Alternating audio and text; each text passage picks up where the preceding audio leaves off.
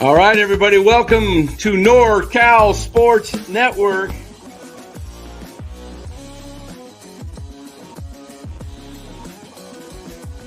And this is the same hat that Brock Purdy's dad wears.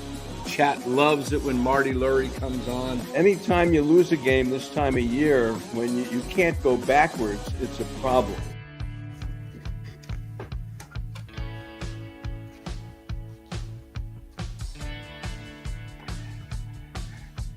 All right, everybody, welcome on in to NorCal Sports Network. Another game, another loss. Giants offense doesn't show up again. Same old record. Beating a dead horse, but this is your 2025 San Francisco Giants. There they are. Yeah, that horse has got more kick than the Giants for sure. All right, guys, let us thank our sponsor of the show, Chapman Law Group. Chapman Law Group, located in Marin, licensed in all of California. Give Chapman Law Group a call for all your legal needs, whether it's serving papers to somebody, documents for yourself, eviction notices, whatever you got. Divorce, just hate to say that, but it happens. Give Chapman Law Group a call for all your legal needs, especially if you've got a personal injury situation. They specialize in that. Give Chapman Law Group a call for all your concerns regarding that personal injury. Don't settle with an insurance company before giving Chapman Law Group a call at 415-613-9483. Let them know NorCal Sports Network sent you. All right, Dallas. Another game, another loss, one run. This is, this just isn't.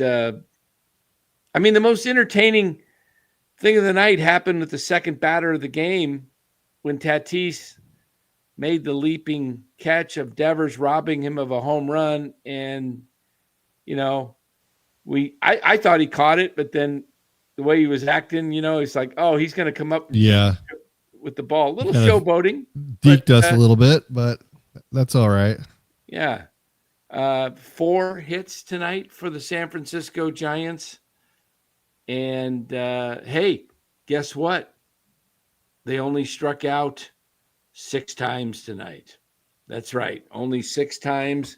2 by Jung-Hoo Lee, which is kind of surprising, and 2 by Koss. But overall. Yeah, Lou is right. I mean, why do they move? Lee was fine in the leadoff spot, but because there's a lefty, you got to move him down to 7. And I don't know. I mean, there's just no consistency. They can't hit lefties. So what you think it's going to matter if you get a righty at leadoff? It doesn't make sense. Yeah. Lou is on assignment tonight. He's actually already down in San Diego. I will join him tomorrow. Lou is getting everything set up for the broadcast. We will be going international tomorrow. We will be Lou's getting all the camera work set up for the ball field and everything, and making sure everything's working properly tomorrow. But wow, Dallas, just another lackluster effort. They get the 1 run on a home run by Casey Schmidt. Good for him in front of his hometown family and friends there. And he played pretty flawless tonight. No errors, no throwing errors. But, he made a great catch almost off the net early in the game. And then, but my goodness, I'm going to say this, Dallas.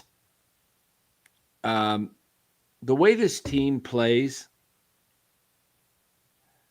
and I'm not just saying this because Casey's a buddy of mine, but they could use 3 or more Schmitz type guys in this lineup that make contact, that, I was looking at his strikeouts. That's exactly right. They have too much of the same guy that strike out too much. They don't adjust. They're always the same. They don't put the ball in play. They don't make contact. you can have guys that hit for power and strike out a lot. There's room for those guys on your team, but you need a balance, and they just don't have that balance. Yeah, it's really odd. I mean, right now on the season, Casey has struck out 51 times in 226 plate appearances, which is kind of high. It's up there at 22 and a half. Not horrible, but if you look at Casey's last, and I'll pull this up for you here. In his last, I want to say, I'll just give me a sec here because I've got stats for the last month for all players, but Casey in the last month has had 81 at bats, and he's struck out. Oops, I got the wrong one. Hold on, I did the wrong one. Let me pull it up here. I had it. I hit the wrong button there with the wrong info. So let me just pull this up because I think it's quite a bit less currently. All right, here we go. In the last month after tonight, 81 at bats, 17 strikeouts. I don't have the plate appearances, but 17 divided by 81 is 20.9%. So you factor in plate appearances, he's probably got at least 10 more plate appearances. He's probably like around 18%, which is pretty respectable. He's cut down on the strikeouts. That's what the rest of this team needs to do. And I don't understand why we can't get this done. Why can't we get guys that can just make contact? You're not going to get a hit every time, but at least hit the ball the majority of the time. I mean, you shouldn't be striking out a quarter, or in Devers' case, almost a third of the time. Yeah. And Devers, I mean, he's like that. His career, I think, is 27%, but so he's going to beat it 27%. Let me That's see. just I how didn't he realize is. he's that high. I never thought of Rafi Devers as that high, but we'll find out what his career K rate is, because 27 is, but with his power numbers, you can understand it.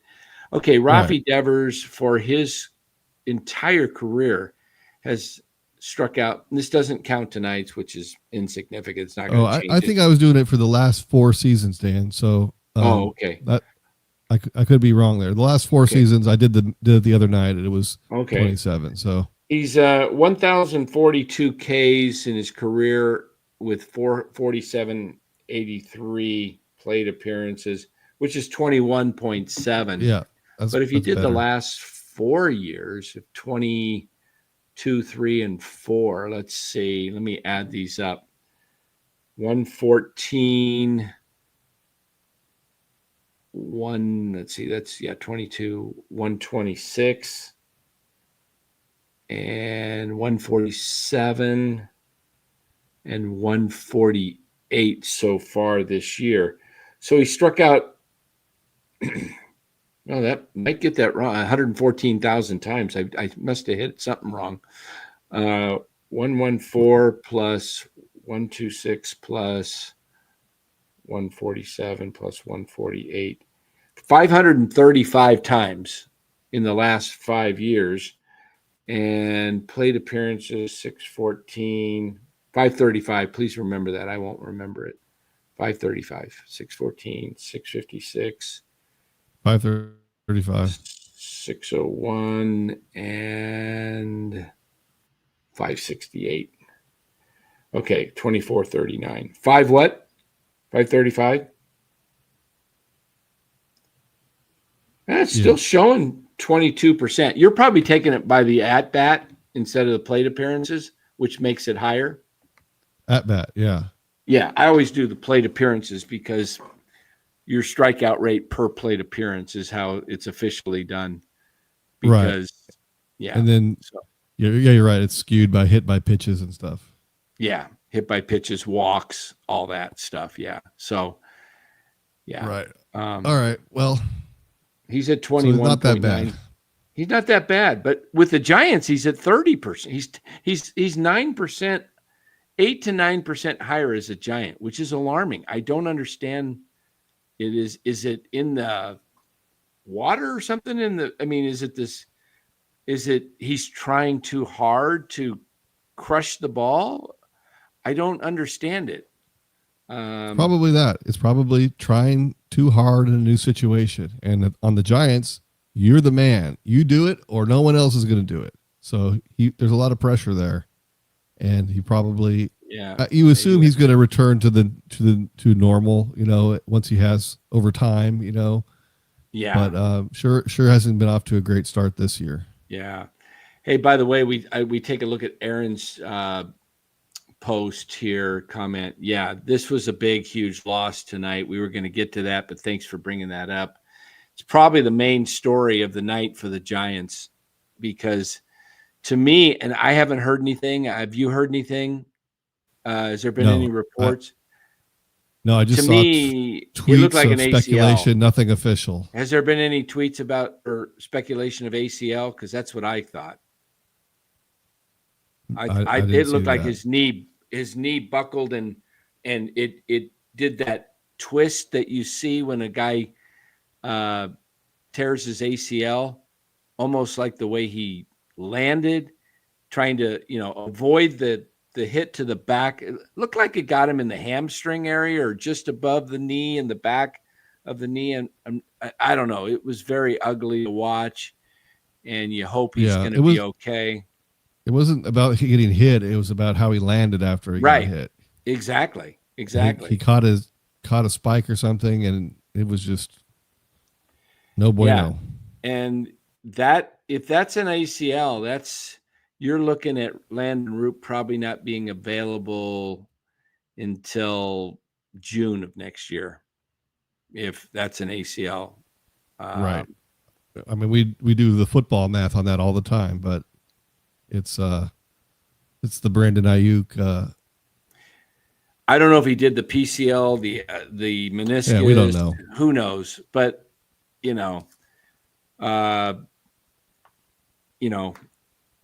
for a pitcher, that was his left leg, I believe, too, which is his plant leg, which is real important. Yeah. Somebody says jinxed in the. But Lou says, let's see. They're saying it's a left knee sprain. He'll head back to San Francisco to get an MRI. He's going to on IL. Giants will know more after MRI per Pavs. Okay. Knee sprain. Well, they're usually pretty good at determining if it's an ACL or not by the way that, they can move the knee and feel what's going on in there. Hopefully. That's a huge bullet dodged if that's the case. Yeah, that's, fine. Set him down for the rest of the year. He probably doesn't need to keep pitching anyways. He's gone too many innings. So if he's going to be out for the IL, which is 15 days for a pitcher, that takes you into the first week of August or September. First week of September, you're going to have like 3 weeks left. What's the purpose of putting him back out there again? I would say Landen Roupp most likely is done for the season. Let's see what else we got. Lou Marson says, this team isn't jinxed at all. It's just not that good. Buster is put on the field to below average at best. Fourth place again. Well, they are in fourth place. I probably should move the hats.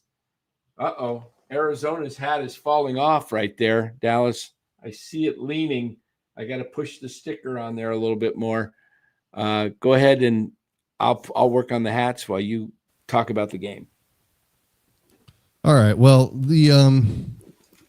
this just is a game that it feels like that I've seen so many times over the past month or two. It was when they have their aces on the hill, when it's Webb or it's Ray, then you got a chance. And when it's not lately, since this the slide, and since Roupp went down injured the first time, they haven't got that. They barely have a prayer when it's not one of those two guys. And so Roupp, just like you hope that he would rebound, that he, from last time he had a bad outing, and he was just coming back from being on the IL, and you think, okay, well, you expect him to be rusty, you expect him to not be able to locate his pitches, and then you just have hope. Okay, now second time out, it'll be an improvement. Unfortunately, not. This was just not the same Landen Roupp tonight, and he couldn't make it through. So I mean, pretty rough. He was just giving up a run an inning, the first two innings, and then the wheels kind of fell off there. And then, pitching wise, Tristan Beck really saved the team tonight, pitching 4 innings, and he gave up that 1 run at the end, but he ate up some innings and didn't completely destroy the bullpen, because they're going to need those guys, because going forward, the starting rotation is awfully thin, and they're not going to be able to go deep into games. You got 2 guys and Verlander that can give you some innings, but then Kaiwei Tang and whoever they bring up are going to give you 4 in the absolute best case scenario. So the bullpen is going to get taxed the rest of the way, and it's just not looking good at this point. Eventually, you just see the same thing over and over again. Aside from the top 2 pitchers, it's iffy at best for the starting pitching, and then the offense shows up once a week at this point or less. And if you show up once a week or less, you just have no chance. And it's a really bad brand of baseball to have to watch. It really is. 2 games ago, they looked great. It was a completely different team. What changed between Monday and tonight? It's really frustrating. It really is. It really is. And I was thinking about this watching the game. They had a chance early on. I know they were down. They were still in the game, but Bryce Eldridge went deep tonight. It wasn't until they put the 4 on the board in the 3rd inning that things got out of hand. Yeah. Okay. Look at this. We got a Bryce Eldridge home run here tonight. Let's see if we can play this. Back here, the pitch. A swing and a fly ball hit well to left center field. There it is. Bryce Eldridge. Here. All right, out of here. There it is. And we've got a little bit of highlights from tonight's game that I want to show you guys. Here it is. All right, hold on. Let me turn the volume off. All right. My comments on this. Patrick Bailey is basically useless batting from the right side of the plate. Here he is with the bases loaded. He deserves the Little League treatment from the right side, where all 3 outfielders should play at about 250 to 275 feet deep. He needs to give up switch hitting and work on being a respectable left-handed hitter only. Look at this guy. He can't hit right-handed. Watch this swing, guys. Watch this swing and watch how far the ball goes. He swings hard. That's it. That's about the most. I mean, this is a joke. This is an absolute joke. When you got a guy that comes up hitting right-handed that has 0 pop in that bat right-handed. All right. We've seen him hit the ball pretty hard, and he can move it. He can do pretty well left-handed. He's not a great hitter left-handed, but he's horrible right-handed. I mean, Yeah. he's not. Let me rephrase that. He's not a good hitter left-handed, but he's horrible right-handed. In fact, I'm going to pull up Patrick Bailey's splits just for hits and giggles, right? Okay, let's pull up Patrick Bailey. But the even worse thing is how many called strike threes he's taken, in the last couple of weeks. There's been so many that are just right down the middle of the plate, right in the zone. And, you got to protect. You got to foul pitches off if you got to fight. And he just takes it down the middle. Now, he argues with the umpire like he thinks that they're not strikes, but they're strikes, and he's a catcher. Catchers generally have a very good idea of the strike zone because you're sitting back there 9 innings every day. So you tend to have a better eye than a lot of batters, but it doesn't seem to be the case with him. He's just not seeing the ball well or in a funk of some kind. But that's pretty bad for him because he's not hitting the cover off the ball when he's right. So when he's off, it's pitiful. This is odd. He's hitting against right-handed pitching from the left side of when he's hitting left-handed, he's hitting 227 in his career, and he's hitting 233 against lefties. What the heck? That's for his career. It's got to be different this year. It's got to be. He has 12 homers from the left side in his career, 5 from, 5 as a right-hander. So he's got 17 homers in his career. Most of them come off the righties. But percentage-wise, how many at-bats is that, like, per side? Well, he's had... Oh, you mean as far as home runs or for... But percentage of home runs per at bat, is he hitting at a higher clip from the right side? He might be. Let me see, because you're going to face more righties. So he's hit 5 home runs in 304 plate appearances. 5 divided by 304. He's hitting at 1.6% of the time. 1.6. And 12 divided by 838, 0.14 from versus righty. So he's pretty even. Now, let me look at this year. I'm just curious because I don't know if it's just me. It feels like this year the batting splits have been awful. But he's been awful. But let's take a look. Platoon splits this year.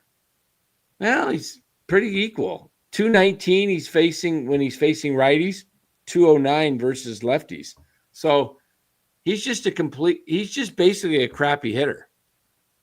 Both sides of the plate. I don't know why right-handed looks like he's lost more, but I don't know. Make Mark Hallberg the interim manager, Rob says. All right. Well, maybe so. I hear that a lot. If they're going to have some, because he's Posey's friend. Yeah. Hey, I don't know. Bill M is in the chat. If you're out there, Bill, I missed your chat on Monday night at the very end of the show. Sorry about that. I did put it up last night. The A's won again. The A's are going to catch the Giants for overall record. Looks like, if we look at the standings, the actual standings right now, the Giants are in fourth place. Are they going to end up in fourth place, Dallas? This rate, they are going to. I mean, their pitching situation is not getting any better. They don't have anyone else to bring up unless, is Wisenhunt going to come up and be their savior? No, it's going to be Kaiwei Tang is not going to help you. They have that Blake Tidwell guy, but he's got some He's injury injured issues, now, yeah. shoulder tightness or something. So he's not going to be the one they call up right away. They have a need for some starting pitching depth, and it might be they just call up, Mason Black and then send him down, and then call up the next guy, and then send him down, and then call up the next guy, and they just keep trying out guys until they get one that has a hot start. All right, so the Giants and Angels and Rays all 61 and 66. Okay, 61 and 66.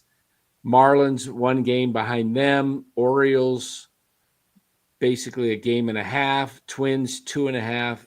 Braves only 3 back of the Giants now. The A's 3.5. So the Giants have a chance to finish.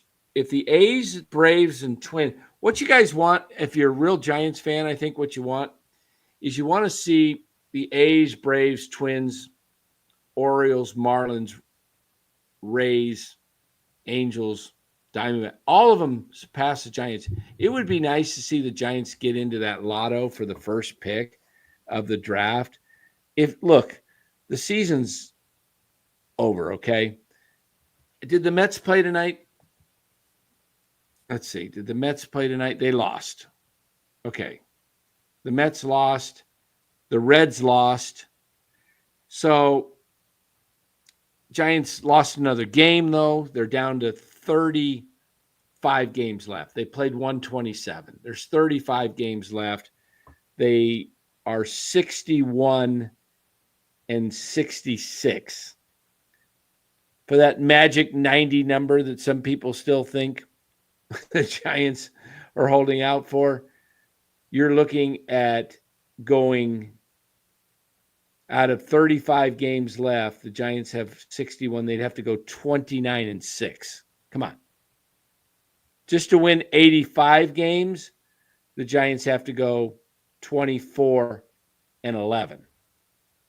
To win 80 games, the Giants have to go 19 and 16. That's what, look, I got a bet on them. I bet the over for the season at 79.5. I'd like to collect, but I don't bet big numbers. So if you ask me what would I rather have, 80 wins or like be in the bottom 6 for the Major League Draft, I think if you're a Giants fan, hear me out. Hear me out. Because this is some people are going to misunderstand this, and I'm going to zone in here. If the Giants flounder around and they're sitting at 68 and 78, right? And they've got 68 and what did I say? 68 and 78. And they have what is that? Like 14 more, something like that. 16 games more, 68 and 78. 16. Okay. Would you rather see here's what I don't want to see. The Giants win 12, go 12 and 4 and finish on this high note and go 80 and 82. I win my bet. The Giants are like, hey, yeah, we really feel like we're right there. We've really played great ball at the end of the year. Or would you rather have them go like 69 and 93, and then they wake up to the fact that, hey, we might have a lot more work to do than we think we do? I'm concerned if they go pull this shenanigans like they did in the 22 season to get to 81 and 81. They won like 9 out of their last 11. Remember, they were like 72 and 80 or 70, and all of a sudden they get hot and they beat up on some teams to get to 500, and everybody thought that was like a big moral victory. Well, you keep doing these moral victories at the end of the season, you don't think you're as bad as you really are. And so the team does not do a self-reflection of like, hey, we're pretty dang crappy. We better do some really soul searching and make sure we're doing things, not just running it back with a change here or there, but we need to make wholesale changes to the way we think, the way we do business. That's what I'm talking about. I don't want to see this, if you're going to win 85 games, fine. You fall short, that's a different story. You pull this off and you win 85 games, you go 24 and 11 in your last 35, then you got something to like, okay, hey, we're not as bad as that stretch. Maybe we're not as good as our 24 and 11, but we got something to build on. Don't give me this last minute 12 out of your final 16 to get to 80 wins and then say, hey, we're really finished on a high note and we're going into the offseason feeling good. The thing I think is that Posey, he wants to win, and he's not going to accept, he's not going to be satisfied with anything that doesn't end up in the playoffs. So it doesn't really matter if, for me, I don't think it really matters if they finish at 500 or they finish 10 games below or they finish one game above. It's going to be an unsuccessful season for Buster. And I think he's going to have to make changes either way. Now, maybe if the bottom falls out completely and they're just terrible, maybe the changes are more drastic. I don't know. But I think he understands at this point, this team has underachieved and they got to do better. So I don't think it meets up to his expectations as is. What do you think of this comment right here by the Daily Bluntathon? I think before Devers' acquisition, the Giants were winning on the margins by playing smart and tight baseball. By expecting Devers to essentially carry the ball club, we stopped winning on the margins. Yeah, I do think there was a letdown. I've said that before, where before they were having to scrap and win every game by one run, and it's tough to maintain that. And then when Devers came, they're like, oh, finally, we have this guy that can hit home runs and be the big bat in the middle of the lineup. And he showed up, and he wasn't the same guy, either dinged up, injured, new location, new ballpark, new food, new whatever the reason is. He hasn't been the same guy since he came to San Francisco, and he kind of just fit in with all the rest of them. So I do think the mentality of the team did kind of change a little bit when Devers showed up, and obviously it didn't have the desired outcome. Yeah. Yeah, I don't expect the Giants to do what I said. And it's a shame because I've been calling for this the last 3+ years, that this team needs to look in the mirror deeply and realize that they're not athletic. They don't have any team speed. They got maybe a couple guys. Lee can run. Fitzgerald can run. And that's about it. Chapman's decent runner, but just way too many guys that strike out. And if they don't change wants that, to run. Well, what's that? Adames wants to run. Yeah, Adames wants to run. Look, the team is just built really poorly with their strikeout rate. It drives me nuts because you can't get anything sustainable going. You're just not a sound ball club when you can't move the line. Make contact. Well, we talk about it all the time. If someone gets a single, they don't get him over. They don't get consecutive hits in a row. And if they do happen to, the one time a game when they happen to get the bases loaded or they happen to get second and third with one out, they're not clutch. They can't get the job done. And it's like those situations happen so rarely that the pressure goes, here's my opportunity. Here we can finally score a run finally. And no, you pop it up, you strike out, and or something more creative, and it doesn't work out. Yep, exactly. Hey, TG, I see your comments in there. Just go ahead and email me and I'll get back to you. The show, we're not going to go too long tonight. You can email me at NorCal Sports Network at gmail.com. I'm trying to find the email in here to post that. I know I had it on here before. Where is it? Yeah, Jeffrey Davis. The Giants can't hit fastballs. They don't run. They can't run the bases. They can't hit fastballs. I mean, it just is odd. They can't hit lefties. Yeah, it's really weird. Hey, guys, make sure you do like and subscribe to the channel. Hit that like button right now if you would. We've got a couple hundred people watching, and we need some of those likes, so go ahead and do that. TG, there's the email address, NorCal Sports Network at Gmail. Hit me up, and we'll see if we can get you connected this weekend down in San Diego. So there we go. NorCal Sports Network at gmail.com. Pretty easy. Just NorCal Sports Network. Yeah,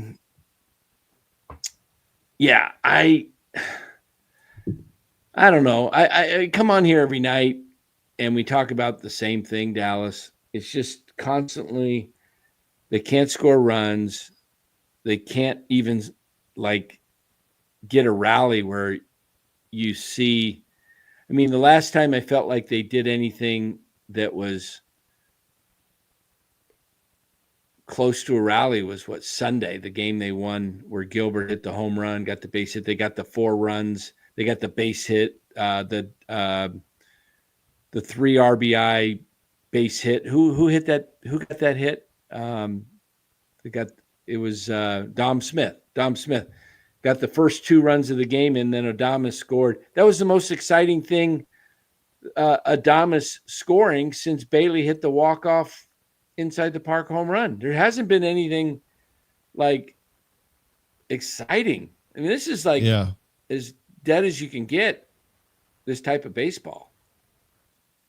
So yep, it's tough to watch. It really is. And you hope they snap out of it, but at this point, what's it matter? They have to just, at this point, they should be getting a look at the younger guys, figure out what you have, take inventory of what you have the last 35 games. The more information you have going into next year, it's going to help you. But this year, it just keeps going on. Well, we could win 16 out of 20, 16 out of 18, and then we'll be right back in it. The numbers get to be astronomical and not and highly improbable. So, all right. Lou says, am I wearing this hat tomorrow? No. But which hat should I wear, guys? Should I wear this one? 1? 2, that's kind of a unique one. Or the 3. 1, 2, or 3. Give me which hat should I wear tomorrow? I don't know which hat to wear tomorrow. 1, 2, or 3. I could wear this one. I could wear that one, but I don't. Traditional. It's the only one that's not fitting. Traditional. 3. Everybody says. Lou says 1. We got a 1. Jen says 2. I'm seeing road gray. Oh, this is the road gray, isn't it? Yeah. Am I blurry? You are blurry. There we go. Road grays. Okay, so we got Aaron says road gray. Well, if Aaron brings cookies next week to San Francisco, I will wear road gray. We're getting some 1s, a 3. All right. Now, what are you wearing, Dan? Are you wearing just a T-shirt, or you got a jersey to wear? Or I'm not wearing my panic jersey. It's not time. It's past the time of panicking. I am wearing my Nike collared black shirt with the orange and white stripes on the side with the SF logo on the chest.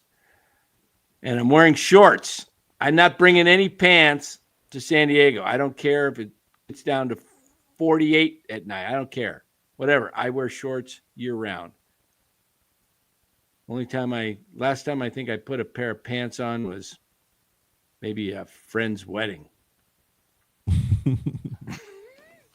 Well, don't let the streak end this weekend. No. So we've got a majority of votes. It looks like we got some 1s and 3s, a lot of 1s, a couple of 2s. 2 is nice. Maybe I'll go with the 2. I don't know. I like. It's got the Giants on the back there. It's the fitted, and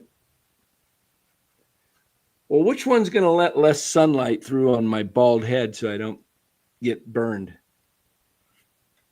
Oh, this one. That might look good. We'll see. I don't know. Padres. I can't keep wearing a Padres hat. Although I will wear a Padres hat if they play the Dodgers in the postseason, right? Well,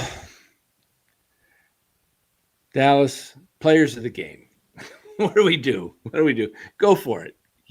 Go give me your 3 for the night. All right. Well, let's see here. I got to do it by the lowest strikeouts. Okay. Let's see. Lee struck out twice. No. Cost twice. No. Only 6 strikeouts. Only 6 tonight. Yeah. But only 4 hits. And Koss and Lee got 1 each, and they struck out twice. So how do you? This might be our toughest night. And Ramos got the other hit and struck out too. So that's funny. Yeah. All the guys. All right. Well, Ramos hit a double, so I'll give 1 to him. Schmidt hit the home run. Got to give a star to Schmidt. And then I'll give it to Beck. 4 innings and kind of leaked oil blew it up at the end. Gave up a home run, but without him, the bullpen would have been in pretty bad shape. Yeah, so lose Beck. We'll give it to him. Yeah, I'll go with Beck as number 3. Number 2, I'm going to give it to Rafi Devers. He hit the ball that looked like it was out. He didn't strike out tonight. He got a walk. He made a nice play at first. So Rafi Devers, number 2, and Casey Schmidt, number 1, for great job in the field and got the lone run with a solo home run. So there you go. Pretty rough night when it comes to the 3 stars. Yeah. So, yeah. And never good when your pitcher gets carted off the field. No, that in that 3rd inning, I was listening to the radio in my ear and watching it on the TV, and Dave Fleming was saying, he was saying the bullpen there's some movement in the bullpen, but they're not throwing yet. And then a couple of minutes later, he's like, yeah, they're still not throwing. At this point, they probably should get someone else up there because you can see that Roupp doesn't have it, and nothing good is going to happen leaving him in there. He's already thrown 22 pitches this inning. He's coming off an injury. You don't want his pitch count to be this high, in 1 inning. So he was saying, I don't understand. He was questioning, I guess, Melvin, saying, why don't they have someone up in the bullpen right now? And then 2 pitches later, he's hurt. And he's like, well, unfortunately, it doesn't matter that they didn't have anyone up in the bullpen because he can take all the time he wants to get ready. But interesting. That's interesting. So a lot of leaving people in too long. Yeah. Johnny says it's bad. He'd rather watch Little League World Series than Giants baseball. Well, yeah, at least there's some fun there. There's some action. Look, it's just a bad season. The Giants are not going to win most likely 81 games. They're most likely going to be under 500 again. They're 5 games under, and they still got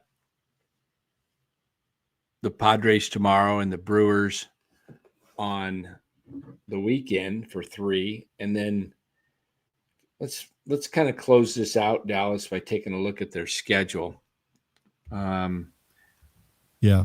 They got the Cubs when they come home for 3, and then Baltimore for 3. Out of these next 4, 7, 10 games, I think they're lucky if they win 5, and then you're still 5 under going into September.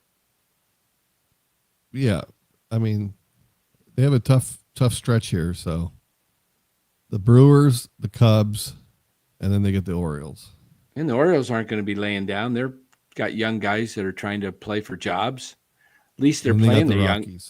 At least they're playing the young guys. The Rockies beat the Dodgers the other day, so they could beat anybody. Oh, the Rockies will probably beat the Giants in the series, is the way the Giants are playing right now, and the Rockies are playing well. So yeah. And then they go to St. Louis. That's not going to be easy. No. And then they come home for Arizona and the Dodgers.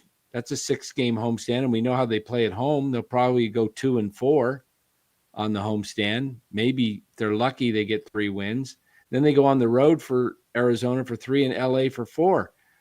I'm going to count their wins here and just do this logically with me. I think they lose tomorrow. Verlander on the hill against Dylan Cease. I hope they light up Dylan Cease, though. That would be nice. I'm going to say they lose tomorrow. I think they win tomorrow. I think it's a score of tomorrow 7-5. They lose.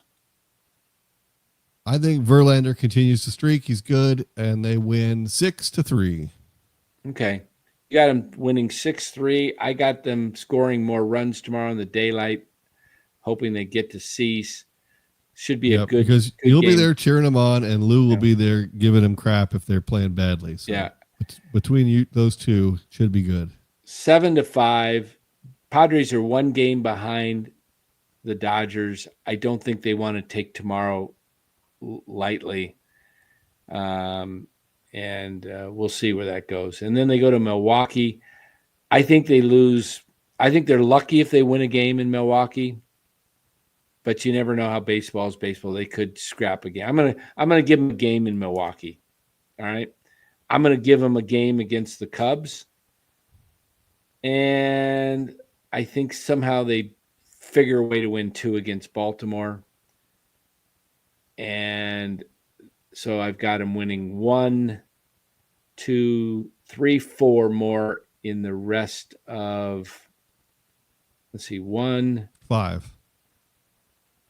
2. Well, 1 against the Brewers, 1 against the Cubs, and 2 against the Orioles. 1 against the Brewers, 1 against the Cubs. That's 2. And 2 against the Orioles. That's 4, right? 4 wins the rest of the and they're losing tomorrow, right? Yeah, I think they lose tomorrow. Okay. And then Colorado, I'm going to say the way things are today, it could change. I might change it when I get to September, but I think the Rockies win 2 of 3. I think they go into St. Louis, and I think they lose 2 of 3. So there's 2 more wins. That's 4, 5, 6. I think against Arizona, they somehow pull 2 of 3 out. They come home and they win 2 of 3 right before the Dodgers. And then I think they win 1 against the Dodgers. So there's, I had, what did I say, 6, 7, 8, 9. They go to Arizona, they lose 2 of 3, 10. They go to LA, they lose 3 of 4. They get 1, that's 11. They come home to St. Louis, they win 2 of 3, that's 13. And then they win 2 of 3 against Colorado. 15 wins. 15 wins. That would put them at what? 76.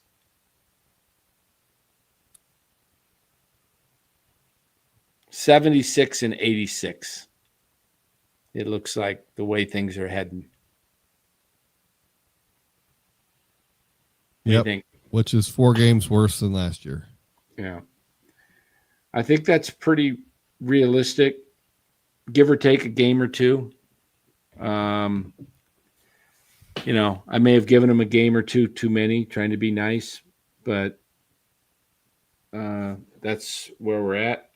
By the way, guys, the 49ers have traded for Sky Moore from the Kansas City Chiefs earlier tonight. So Sky Moore is coming. He will be probably your fourth wide receiver, maybe fourth or fifth wide receiver on the team, but he will also become the punt returner. So it's a good move. They gave up a 6th round pick and they get a 7th back plus Sky Moore. So yeah, well, they're so banged up. They need a little help in that department. Yeah. So we'll see where that goes.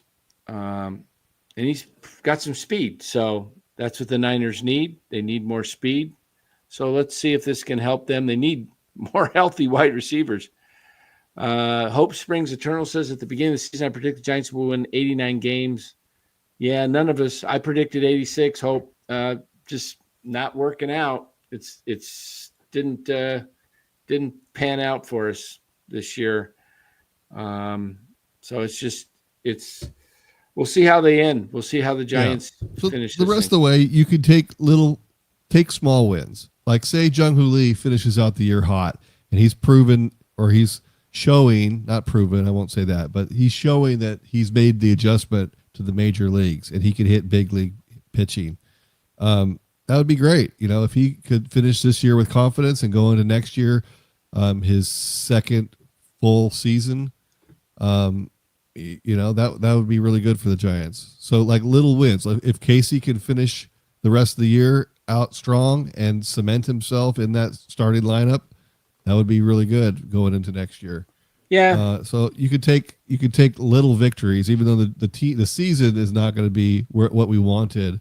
There you could at least assess what you have and get more information on what you have and try to go into next season in the best situation possible. Yeah, I don't know what they're going to do. To me, they've blown a golden opportunity. They don't know what they're doing. They're shuffling. Who played right field tonight? Fitzgerald. There you go. Okay, so we know Fitzgerald's whatever. You're not playing. You're messing around with Gilbert. You're messing around with McRae. You've already screwed up Matos. You've never given a shot to Luciano. I don't think this team has a clue what they're doing and who they want to try to see if they're part of the future or not. Because if you did have a clue, you would be playing one of them full time. Just like, you know what? We're playing you against lefties. We're playing against righties. You're going to learn to either sink or swim. Okay. And you're on your own. You're sinking or swim. We'll give you the coaching. But yeah, I'd rather have Gilbert out there too. I don't want to see Grant McKay out there because I know but it's just because they don't have a right-handed right fielder. So Fitzgerald gets the start against lefties, but does it really matter that much? I mean, they're hitting 220 anyway. So are they going to do that much worse? And if you look at the splits, I don't think they're hitting. I don't think it really matters. So I don't know why there's such drastic changes in the lineup night to night. Jung Hoo Lee, lefty, can't lead off. Yeah, it's a joke. It's a joke. I mean, nobody does that in baseball except crappy teams. Good teams, they're not changing their lineup around based on who's pitching. Look, you're either a good hitter, you're paying the guy $19 million a year, and you got him signed for 6 years. He better, if he can't hit left, if you got to move him down in the lineup, what are you paying him for?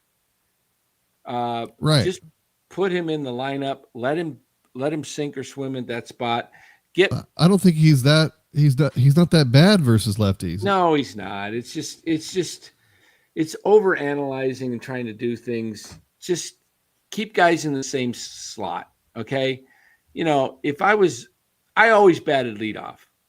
If I was batting leadoff one day and then 6th or 7th the next day, I'd be like, well, what the heck's going on? I mean, and I rarely faced left-handed pitching. I was a right-handed hitter, Yeah, but if you think of the start of this year, coming out of spring training, they started the year and they had a set lineup every day. It was the same, except for when they had Jung Hoo Lee batting third, against lefties, and then leading off against righties. Righty. I think Now he's down to 6 and or then 7. and they had Ramos, and they would just flip. He would flip flop those two, Right. which I thought was weird anyway. Because why is Lee hitting third? But it doesn't matter.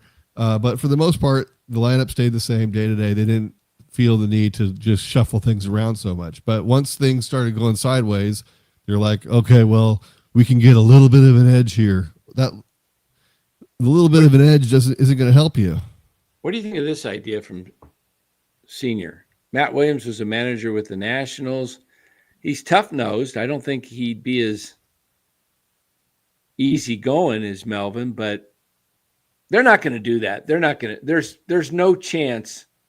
The only chance that I will tell you that they make a change in season with the manager for the Giants is if the Giants lose tomorrow, get swept in Milwaukee, come home and get swept on the homestand with Chicago and Orioles. If they go on a 10-game losing streak and they do another no-show at home, I think he's gone. I think he would be gone at that point. I think it would be like, even if they weren't 0-9 and won the last game, salvaged the last game against Baltimore, that kind of situation, you can't just let that continue to go, because it tells you, why would you want to even bring something like that back, someone like that back for the next year?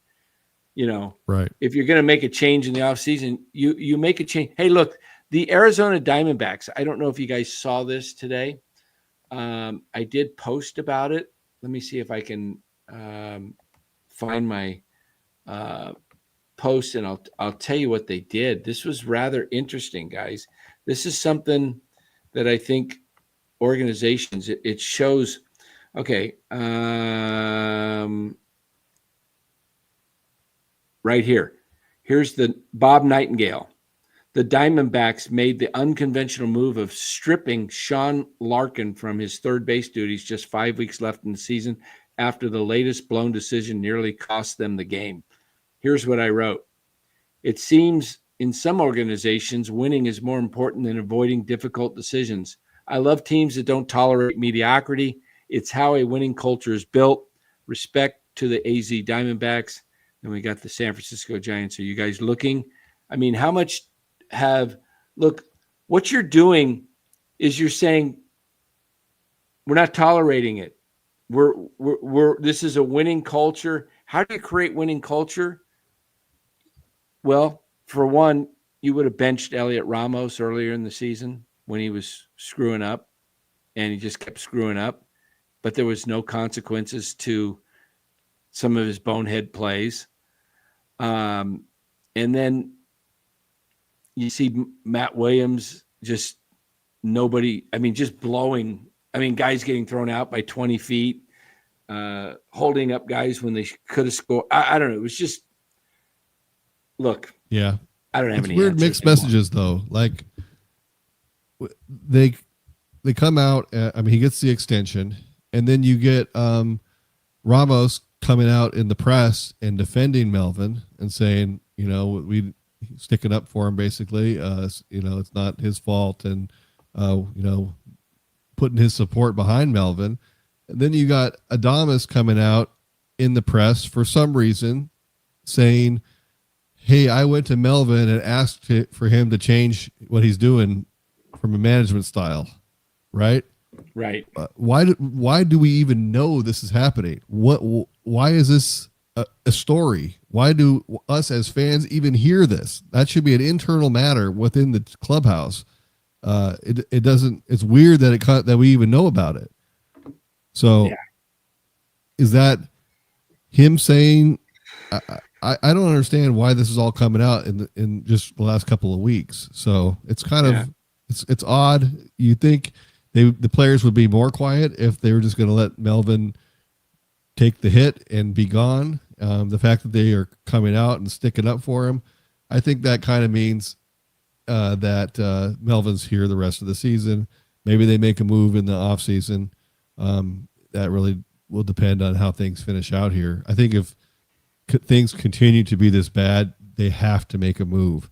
But it probably won't be firing a guy with a couple of weeks to go unless you have the replacement ready to go. Like, unless you know that this is the guy that's going to replace him, there's no point. Like, why fire Kapler and then have Kai Correa manage 2 games or 3 games or whatever it was? Yeah. It doesn't really serve the team any purpose, because that guy's not going to be here long term.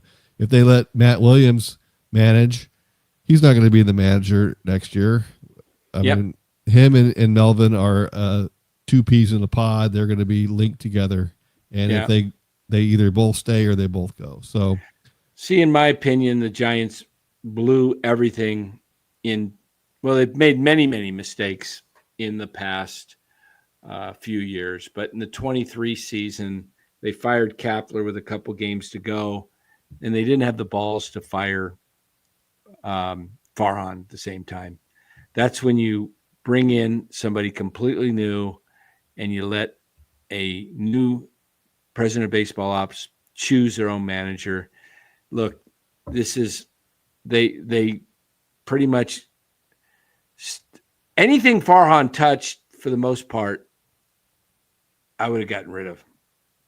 I mean, it's just, you got the manager left over, you've got the GM left over, you probably got lots of the front office left over. You know, the under the back end guys, they're fine. You know what? I mean, Shelley, he's fine doing what he's doing with the Giants. I have no issues there, but you need some fresh outside thinking from what other clubs are doing. And there's just keep doing the same stuff. Yeah, that's the one area that's why I said almost everything Farhan touched. This is the one area that I'll give Farhan credit. Robbie Ray was a great acquisition. I thought it was at the time. I thought that's a pretty good acquisition. You got rid of DeScalfani and Haniger, and Robbie Ray is. Right. But he got rid of a couple of mistakes that were also his decision. Yeah, they were his. And then he traded it for Robbie Ray, which was a gamble. It paid off, but this is a guy coming off Tommy John. You're paying him $26 million or whatever, and you weren't even going to see him pitch for 9 months or whatever it was. Right. He came back. He was okay. And then the next year he was healthy and really, really good. So that did work out for him, but that was a longer shot than I think we realize. Yeah. All right, guys, make sure you do hit that like button, subscribe button. We do appreciate it. We will be back tomorrow night, a little later, doing my walk from the stadium on my phone. Dallas will be here in the studios running the show. So I'm not sure how we'll do comments tomorrow night, if I can run them or if I can get Dallas up to speed here. Just read them. Yeah. So, but guys, appreciate you being here. We'll maybe I'll might even do a live in-game. Maybe I'll. Oh, actually, wait a minute. Game's in the daytime tomorrow, so we'll be back. We'll be on at 8:00 tomorrow night. Should be 8:00 tomorrow night, and then I should be back at the hotel. This game will be over, but I might do a little post-game instant reaction real quick. You know, my 8 to 10 minute post-game reaction. So we'll look for that, maybe live from the stadium.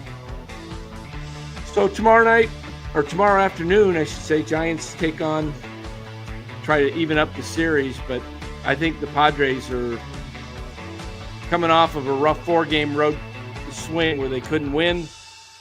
I think the Padres need this win more than the Giants. So I'm taking the Padres 7-5 tomorrow. Dallas has got the Gigantes winning. What was the score? 6-3. 6-3. Okay. Verlander holds them down. Okay. I think the ball flies tomorrow. Day game. We'll see. But we'll be back tomorrow night. So thank you guys for being here. We will catch you tomorrow. Don't forget to hit that like button. Take care, everybody. Have a great night. See ya.